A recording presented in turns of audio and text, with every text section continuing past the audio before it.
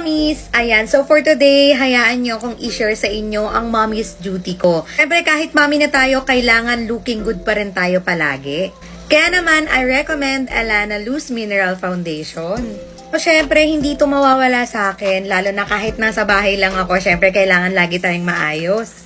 So, iti-test natin siya kung hanggang saan niya ba maiko-cover ang aking oiliness. Kasi, alam nyo ba mga mami, sobrang oily talaga ako. Siyempre, after ko mag-mineral foundation, ine-next ko naman tong flower mist ng Alana. Super ganda nito mga mami, super favorite ko talaga to.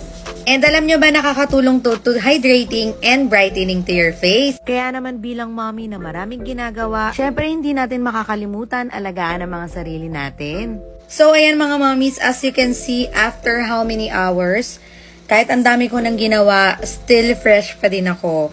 So ayan, I will recommend this to you guys kasi super ganda talaga nito. Kaya naman mag-check out na kayo at alanacosmetics.com.ph. Bye-bye!